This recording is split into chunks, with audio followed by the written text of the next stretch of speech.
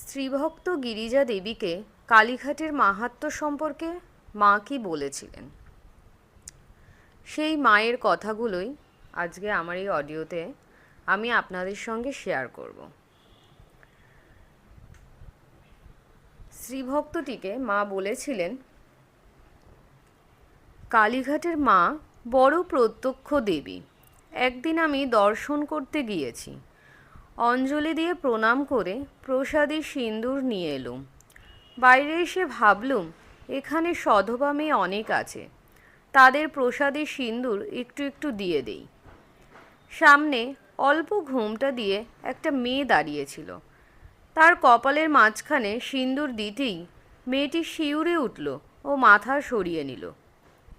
সে ব্যথা পেয়েছে মনে করে বললুম, এ কি মা, এমন করছো কেন?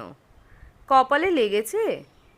মেয়েটি খানিক চুপ করে থেকে আমার দিকে বড় বড় চোখ করে চাইলে।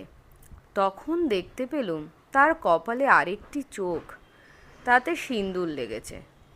আহ, মা কি দেখালে!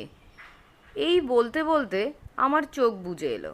তারপরেই চেয়ে আর মেয়েটিকে দেখতে পেলুম না। আমার এই শ্রী সারদা মায়ের বাণী সম্পর্কীয় অডিওটি আপনাদের যদি ভালো লেগে থাকে, প্লিজ লাইক, শেয়ার এবং সাবস্ক্রাইব করবেন। ধন্যবাদ।